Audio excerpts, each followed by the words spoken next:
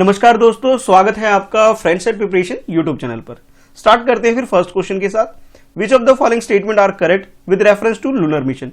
Lunar mission को ध्यान में रखते हुए आपके सामने ये तीन स्टेटमेंट है, आपको बताना है कि इन तीनों स्टेटमेंट में से करेक्ट स्टेटमेंट कौन सा है। फर्स्ट स्टेटमेंट में आपसे बोला जा रहा है कि Beresheet 2 project of Israel is aimed at landing a man craft on the moon in 2024। 2024 में मून पर एक मैन मिशन आप बोल सकते हैं इजराइल का, जिसका नाम रखा गया है बेरशीट प्रोजेक्ट 2। सेकंड स्टेटमेंट में आपसे बोला जा रहा है the Artemis program of NASA aim to send the first women and the next man to the moon by 2024। यानी कि 2024 में नासा के द्वारा एक स्पेस मिशन भेजा जा रहा है मून के लिए, जिसमें फर्स्ट वुमेन को मून पर उतारा जाएगा और इसके बाद नेक्स्ट मैन को भी भेजा जाएगा। यानी कि आप ये कह सकते हो, जैसा आप लोग जानते हो कि इससे पहले नासा का पहला एक प्रोजेक्ट था जिसमें उन्होंने नीम आर्मस्ट्रॉन्ग को भेजा था मून पर, उसी तरह नेक्स्ट पर्सन को भेजने वाले हैं। और थर्ड स्टेटमेंट में आपसे बोला जा रहा है कि Chandrayaan 3 will be the launch by ISRO in 2021। यानी कि आपसे नेक्स्ट ईयर में बोला जा रहा है कि नेक्स्ट ईयर हमारी कंट्री के द्वारा, इसरो के द्वारा चंद्रयान 3 को लॉन्च किया जाएगा, उसके बारे में इन्फॉर्मेशन है। ये तीन स्टेटमेंट आपके सामने है, आपको बताना है कि करेक्ट स्टेटमेंट कौन सा है। ऑप्शन ए में आपसे बोला जा रहा है कि first and third statement correct है। ऑप्शन बी में आपसे बोला जा रहा है second and third statement correct है। और ऑप्शन सी में आपसे बोला जा रहा है कि फर्स्ट और सेकंड स्टेटमेंट करेक्ट है। और ऑप्शन डी में आपसे बोला जा रहा है तीनों ही स्टेटमेंट जो आपको दे रखे सारे करेक्ट है। तो करेक्ट स्टेटमेंट आपके अकॉर्डिंग क्या है, क्वेश्चन को अटेम्प्ट कर लीजिए। तो इस क्वेश्चन की बात करें जिसमें कि ये बोला जा रहा है मून के ऊपर मैन मिशन है, जिसे लोगों को मून पर भेजने का एक काम आप बोल सकते हो, इससे रिलेटेड ये क्वेश्चन आपके लिए था। तो सबसे पहले बात कर लेते हैं ये बेरशीट प्रोजेक्ट के बारे में, जो कि एक इजराइल का प्रोजेक्ट है जो इजराइल ने लॉन्च किया है। और ये जो प्रोजेक्ट था, यानी कि ये जो स्पेस मिशन था, ये मैन मेड नहीं था, इसके आप कह सकते हो अनमैन्ड था। यानी कि जो भेजा गया इसमें कोई ह्यूमन बीइंग मून पर नहीं गया, बल्कि बिना ह्यूमन के इसे मून के लिए लॉन्च किया, जो कि अभी क्रैश हो गया जब ये वहां पे लैंड हुआ था। और ये कह सकते हो 2024 के लिए टारगेट रखा गया था। तो फर्स्ट स्टेटमेंट जो हमारा वो गलत होने की वजह ये है कि अनमैन्ड मिशन है ये। सेकेंड स्टेटमेंट में आपसे बोला जा रहा था नासा के बारे में कि नासा का एक स्पेस मिशन है जिसमें फर्स्ट वुमेन को मून के ऊपर उतारा जाएगा और उसके बाद नेक्स्ट मैन को भी, ठीक है, जो कि 2024 में इसे मून पे पहुंचाने का टारगेट है। ये बात बिल्कुल करेक्ट है। अगर हम थर्ड स्टेटमेंट की बात करें, इसमें आपसे बोला जा रहा है कि चंद्रयान 3 की अगर हम बात करें, इसे हमारी कंट्री के द्वारा, यानी कि हमारी कंट्री में जो इसरो स्पेस एजेंसी है उसका टारगेट है नेक्स्ट ईयर लॉन्च करना। ये बात बिल्कुल करेक्ट है, यानी कि second and third statement correct है, तो हमारा आंसर बी हो जाता है। With reference to the partners in the population and development PPD consider the following statement.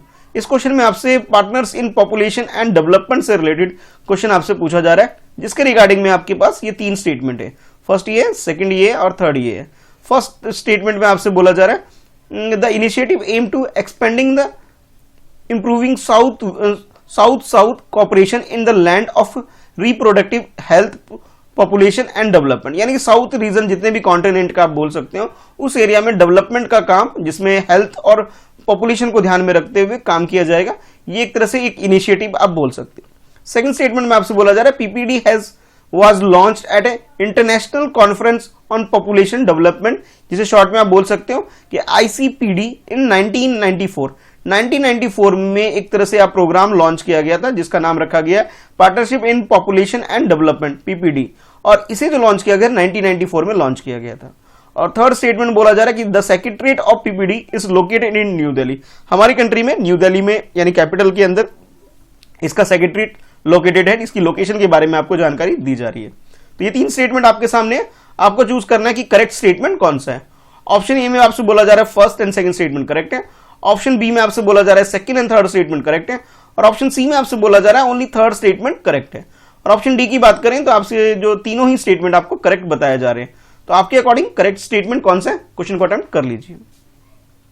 इस क्वेश्चन की अगर करेक्ट आंसर की बात करें, यानी कि partners in population and development program की बात करें, तो इसमें ये हमारी कंट्री की तरफ से यूनियन मिनिस्ट्री, जो कि हेल्थ एंड फैमिली वेलफेयर की से रिलेटेड है, उसके बारे में उन्होंने एक इनिशिएटिव लिया है हमारी कंट्री में कि ये जो तीन सेक्टर है, जिसमें हेल्थ, पॉपुलेशन और डेवलपमेंट का जो काम है, इसके अंदर किया जाएगा, यानी इनकी क्वालिटी इंप्रूव की जाएगी, ये टारगेट रखा गया है। बेसिकली ये जो प्रोग्राम है 1994 में ही लॉन्च किया गया था। ये बात जो आपको बताई गई करेक्ट सेकंड स्टेटमेंट में, ये बिल्कुल करेक्ट है, जो कि एशिया, अफ्रीका और लैटिन अमेरिका, इन तीनों कॉन्टिनेंट के अंदर ये प्रोग्राम लॉन्च किया गया है। यानी कि अगर हम मैप में देखना चाहें तो आप ये बोल सकते हो कि लैटिन अमेरिका यानी कि ये वाली कंट्री, ये वाला पूरा एरिया, इसके अंदर जितनी कंट्री है, और अफ्रीका कॉन्टिनेंट ये रहा, और एशिया कॉन्टिनेंट में जो साउथ वाला है, यानी तीनों कॉन्टिनेंट में जो साउथ वाले जो कंट्री आप कह सकते हो उसके अंदर ये प्रोग्राम लॉन्च किया गया है। और इसमें ये टारगेट रखा गया है कि जो मेजर 3 सेक्टर्स डेवलपमेंट के आप बोल सकते हो, हेल्थ, पॉपुलेशन और डेवलपमेंट, उसके रिगार्डिंग में काम किया जाएगा। अगर हम इसकी सेक्रेटरीट की बात करें, सेक्रेटरीट आप समझ सकते हो हेडक्वार्टर, अगर उसकी बात करें तो बांग्लादेश के अंदर इसका हेडक्वार्टर है, ढाका के अंदर। तो थर्ड स्टेटमेंट गलत है, बाकी जो स्टेटमेंट है बिल्कुल करेक्ट है। और बेसिकली इसके अंदर अगर हम बाकी कंट्री की बात करें, बेसिकली उस टाइप की कंट्री आती इसके अंदर आते हैं जो कि डेवलपिंग कंट्री है। तो करेक्ट आंसर हमारा हो जाएगा ऑप्शन ए, यानी कि फर्स्ट और सेकंड स्टेटमेंट करेक्ट है, थर्ड स्टेटमेंट गलत है। सेक्रेटरीट इसका न्यू दिल्ली में नहीं, ढाका में है। कंसीडर द फॉलोइंग स्टेटमेंट, इस क्वेश्चन में भी आपके पास ये 2 स्टेटमेंट है, फर्स्ट ये है, सेकंड ये है। इन दोनों स्टेटमेंट में से आपको करेक्ट स्टेटमेंट चूज करना है। According to first statement, Samadhan doctrine was announced to certain contain the problems of left wing extremism in India. हमारी कंट्री में जो लेफ्ट विंग एक्सट्रीमिस्ट लोग हैं उसकी प्रॉब्लम को सॉल्व करने के लिए समाधान डॉक्ट्रिन एक तरह से आप अनाउंस किया गया था, ये आपसे फर्स्ट स्टेटमेंट में बोला जा रहा है। सेकंड स्टेटमेंट में आपसे बोला जा रहा है the doctrine encompass on long term strategy of the central government formulated to the top down approach. यानी कि ये जो एक तरह से प्रोग्राम है, इसे लॉन्च किया गया है, एक से टॉप डाउन अप्रोच है। टॉप लॉन्ग टर्म के लिए मतलब आप ये समझ सकते हैं मोर देन 1 ईयर, यानी कि 1 ईयर से ज्यादा जब अगर कोई प्रोजेक्ट होता है उसे लॉन्ग टर्म प्रोजेक्ट आप बोल सकते हो, ठीक है। और टॉप डाउन का मतलब ये होता है कि ऊपर से ऑर्डर आया, ऊपर से इनिशिएट स्टार्ट हुआ और नीचे लोगों तक ये प्रोग्राम का बेनिफिट पहुंच रहा है। तो आपके पास ये 2 स्टेटमेंट है, आपको ये चूज करना है कि करेक्ट स्टेटमेंट कौन सा है। ऑप्शन ए में आपसे बोला जा रहा है फर्स्ट स्टेटमेंट करेक्ट है, ऑप्शन बी में आपसे बोला जा रहा है सेकंड स्टेटमेंट करेक्ट है, ऑप्शन सी में आपसे बोला जा रहा है दोनों ही स्टेटमेंट फर्स्ट और सेकंड दोनों ही करेक्ट है। अगर हम बात ऑप्शन डी की करें तो इसमें आपसे बोला जा रहा है कि दोनों ही स्टेटमेंट गलत हैं। तो करेक्ट स्टेटमेंट आपके अकॉर्डिंग क्या है समाधान डॉक्ट्रिन के बारे में, तो क्वेश्चन को अटेम्प्ट कर लीजिए। तो इस क्वेश्चन की अगर करेक्ट आंसर की बात करें तो इसमें जो फर्स्ट स्टेटमेंट है सिर्फ वो करेक्ट है, सेकंड स्टेटमेंट गलत है। गलत इसलिए है क्योंकि जो आपसे बोला गया सिर्फ ओनली लॉन्ग टर्म है, ये लॉन्ग टर्म नहीं है बल्कि लॉन्ग टर्म के अलावा आप ये कह सकते हैं शॉर्ट टर्म पॉलिसी भी है। और इसे हमारी कंट्री में मई 8, 2017 में लॉन्च किया गया था। समाधान की अगर फुल फॉर्म आप जानना चाहें कि समाधान ये जो प्रोजेक्ट आप बोल सकते हैं इसकी फुल फॉर्म आप यहां से देख सकते हैं, ये इसकी फुल फॉर्म है कि लेफ्ट विंग एक्सट्रीमिस्ट जितने भी इस तरह के लोग हैं उनको कंट्रोल करने के लिए एक डॉक्ट्रिन हमारी कंट्री में लाया गया था। और ये एक तरह से कह सकते हो कि समाधान एक तरह वन स्टॉप सॉल्यूशन है इस तरह की प्रॉब्लम को डील करने के लिए। तो आप ये कह सकते हो करेक्ट आंसर जो हमारा हो जाएगा ऑप्शन ए हो जाएगा, ड्यू टू फर्स्ट स्टेटमेंट जो है हमारा करेक्ट होने की वजह से। ठीक, चलिए देखते हैं next question. With reference to application artificial agency intelligence AI in India, consider the following statement। हमारी कंट्री में आर्टिफिशियल इंटेलिजेंस के रिगार्डिंग में ये क्वेश्चन आपसे पूछा जा रहा है जिसे हम शॉर्ट में AI बोल देते हैं। और उसके लिए आपके पास ये फर्स्ट स्टेटमेंट है और नीचे ये सेकंड स्टेटमेंट है। इन दोनों स्टेटमेंट में से आपको चूज करना है कि करेक्ट स्टेटमेंट कौन सा है। According to first statement, Nightingale 19 robot in Kerala uses AI to predict cyclone. AI का मतलब है आर्टिफिशियल इंटेलिजेंस। और सेकंड स्टेटमेंट में आपसे बोला जा रहा है कि fevery eye screening system uses AI to monitor the high fever in Maharashtra. यानी कि 2 आपके पास एग्जाम्पल आपको दे दिए गए। फर्स्ट एग्जाम्पल आपको केरला का दिया गया है और इसमें आपसे बोला जा रहा है कि केरला में एक AI यानी कि आर्टिफिशियल इंटेलिजेंस यूज किया जाता है जिसका नाम नाइट एंगल 19 रोबोट रखा गया है और ये यूज करता है साइक्लोन को प्रिडिक्ट करने में। सेकंड स्टेटमेंट में आपसे कि फेवरी आई स्क्रीनिंग सिस्टम के बारे में बताया जा रहा है जो भी एक AI टेक्नोलॉजी बेस्ड एक सिस्टम है और इसमें यह मॉनिटर किया जाता है किसी को हाई फीवर है या किसी की बॉडी में हाई टेम्परेचर है उसको चेक करने के लिए, यानी बुखार वगैरह आप कह सकते हो, उसको चेक करने के लिए एक तरह का सिस्टम है।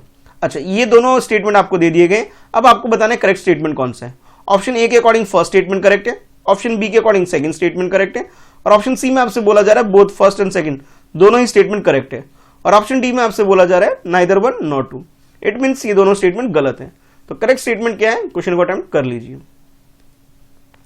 तो इस क्वेश्चन के अगर करेक्ट आंसर की बात करें, यानी कि आप ये समझ सकते हैं कि एप्लीकेशन ऑफ एआई, एआई का मतलब है आर्टिफिशियल इंटेलिजेंस, इसका यूज हम कहां कहां कर सकते हैं। हेल्थ सेक्टर में कर सकते हैं, डॉक्टर को असिस्ट करने के लिए, हेल्थ केयर वर्कर को काफी असिस्टेंट मिल सकती है एआई टेक्नोलॉजी को यूज करके। एजुकेशन सेक्टर में काफी यूज है इसका, कि ऑटो ग्रेडिंग सिस्टम अगर हमें जनरेट करना है तो वहां पे इसका यूज कर सकते हैं। जैसे कि आप लोग जानते हैं आजकल रिपोर्ट कार्ड भी जो अगर आपके बनते हैं स्कूल वगैरह में, तो वहां भी एआई टेक्नोलॉजी यानी कि एक तरह से सॉफ्टवेयर यूज किया जाता है जिससे रिपोर्ट कार्ड या मार्कशीट तैयार किया जाता है। अच्छा, उसके बाद नेक्स्ट थर्ड आप बोल सकते हैं व्हीकल वगैरह को में एडवांस फीचर डालने में भी इसका यूज किया जा रहा है। बिजनेस वगैरह को स्मूथ रनिंग करने के लिए, ओवरऑल प्रोग्रेस इसके बढ़ाने के लिए भी इसका यूज किया जा रहा है। और भी बहुत सारी इंडस्ट्री वगैरह में इसका यूज किया जा सकता है। सोशल मीडिया अपने आप में एआई टेक्नोलॉजी को यूज करती है। कहने का मतलब है ये आपके पास कुछ यूजेस आपको गिवन है। अब अगर हम क्वेश्चन की बात करें, जिसमें हम बात कर सकते हैं सबसे पहले कि नाइट एंगल 19 रोबोट की बात करें, जिसके बारे में आपसे बोला जा रहा है कि ये केरला बेस्ड एक रोबोट है जिसका यूज किया जाता है साइक्लोन को प्रिडिक्ट करने के लिए। इसे साइक्लोन को प्रिडिक्ट करने के लिए यूज नहीं किया जाता, बल्कि फूड को डिलीवर करने के लिए, फूड या फिर मेडिसिन को बल्क क्वांटिटी में डिलीवर करने के लिए केरला में इसका यूज किया जा रहा है। तो आप ये कह सकते हो कि फर्स्ट स्टेटमेंट में जो आपको एआई टेक्नोलॉजी से जो एग्जांपल दे रखे थे, एग्जांपल करेक्ट दे रखा था, पर इसका जो मेन पर्पस है यानी कि जो सर्विस प्रोवाइड करता है ये आपको गलत दे रखा था। तो आप कह सकते हो फर्स्ट स्टेटमेंट हमारा गलत हो गया। और सेकंड स्टेटमेंट की बात करें, जो कि महाराष्ट्र बेस्ड एक एग्जांपल था आपके पास कि फेवरी आई, और ये भी एक एआई बेस्ड थर्मल स्क्रीनिंग है जिसमें रियल टाइम में ये चेक किया जाता है कि टेम्परेचर किसी की बॉडी में कितना है, किसी को बुखार वगैरह है, इस चीज को चेक करने के लिए। आप लोग जानते हैं कोविड-19 की प्रॉब्लम की वजह से सोशल डिस्टेंसिंग को मेंटेन करने के लिए जब चेकअप करना हो तो ये एआई टेक्नोलॉजी का यूज किया जा रहा है। और इसे जो लॉन्च किया गया है छत्रपति शिवाजी टर्मिनस जो कि मुंबई के अंदर है, वहां यूज किया जा रहा है इसे। और इसके अलावा लोकमान्य तिलक टर्मिनस जो है मुंबई के अंदर, इन दोनों स्टेशन में इसका इस्तेमाल किया जा रहा है। तो सेकंड स्टेटमेंट करेक्ट होने की वजह से हमारा करेक्ट आंसर बी हो जाता है। Which among the following organization publishes the climate change performance index. अब आपको ये बताना है ये जो इंडेक्स है इसे कौन पब्लिश करती है, उस ऑर्गेनाइजेशन का आपको नाम बताना है। तो आपके पास ये चार ऑर्गेनाइजेशन के नाम गिवन है। फर्स्ट ऑप्शन में आपसे दे रखा है कि जर्मन वॉच ये रिपोर्ट पब्लिश करने का काम करती है। सेकंड आपसे बोला जा रहा है कि ये जो इंडेक्स है आपके सामने, इस इंडेक्स को यानी कि क्लाइमेट चेंज परफॉर्मेंस इंडेक्स की बात करें, इसे यूनाइटेड नेशन एनवायरमेंट प्रोग्राम इसे पब्लिश करती है। थर्ड आपसे बोला जा रहा है inter government panel on climate change, ये इसे पब्लिश करने का काम करती है। और फाइनली फोर्थ यानी डी ऑप्शन में आपसे बोला जा रहा है कि world wide fund for nature, ये इसे पब्लिश करती है। तो ये चार ऑप्शन आपके सामने है, अब आपको चूज करना है कि करेक्ट आंसर क्या है। तो अगर हम बात करें कि क्लाइमेट चेंज परफॉर्मेंस इंडेक्स की बात करें, यानी कि जिसे हम शॉर्ट में सीसीपीआई भी बोल देते हैं, इसमें पूरे वर्ल्ड ओवर कि क्लाइमेट का क्या परफॉर्मेंस है, लोगों को किस तरह से कंट्री पार्टिसिपेट कर रही है और किस तरह से उन्होंने प्रिकॉशन के लिए यानी कि क्लाइमेट को प्रोटेक्ट करने के लिए काम कर रही है, उसके रिगार्डिंग में ये परफॉर्मेंस यानी कि इंडेक्स देती है, एक रैंकिंग प्रोवाइड करती है। और इसे एक तरह से कह सकते हैं इसको जो पब्लिश करने का काम करती है वो जर्मन वॉच करती है। यानी कि आप ये कह सकते हो फर्स्ट स्टेटमेंट हमारा बिल्कुल करेक्ट है। अगर हम अपनी कंट्री की रैंकिंग की बात करें तो हमारी कंट्री की रैंकिंग इसमें थर्ड प्लेस पे है और हमारा जो स्कोर है वो 63.98 है आउट ऑफ 100 आप ये बोल सकते हो।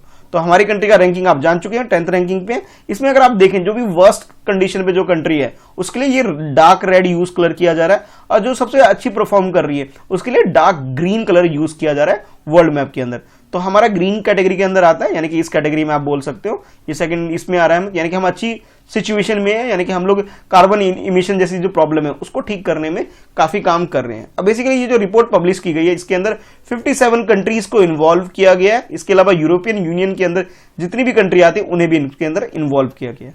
तो आप ये बोल सकते हो करेक्ट आंसर हमारा ऑप्शन ए हो जाता है। अब आपके लिए क्वेश्चन ये है कि आपको ये बताना है ये जो इंडेक्स है यानी कि क्लाइमेट चेंज परफॉर्मेंस इंडेक्स, इसमें टॉप 5 कंट्री कौन सी है ये आपको बताना है। इसके अलावा आपको ये भी बताना है कि जो सबसे लीस्ट सबसे लास्ट स्टेज पे 3 कंट्री कौन सी ये भी आपको बताना है। यानी कि कुल मिला के ये है कि आपको क्लाइमेट चेंज परफॉर्मेंस इंडेक्स में रैंकिंग देखनी है, पूरी लिस्ट देखनी है, टॉप 5 कंट्री आपको कमेंट बॉक्स में बताना है और लास्ट 3 जो भी कंट्री है यानी कि वर्स्ट परफॉर्मेंस जो भी कंट्री देख रहे हो आप वो भी आपको बताना है। ठीक है, चलिए फिर मिलते हैं नेक्स्ट वीडियो में। आज की इस वीडियो में इतना ही। वीडियो पसंद आती है इसे लाइक जरूर करें। अगर आपको लगता है ये वीडियो आपके लिए यूजफुल है, बेनिफिशियल है तो इसे दूसरों के साथ शेयर जरूर करें। ठीक है, पहली बार चैनल पर वीडियो देख रहे हैं चैनल सब्सक्राइब कर लीजिए और बेल आइकन और प्रेस कर दीजिए ताकि आपको आने वाली वीडियो की नोटिफिकेशन रिसीव हो सके।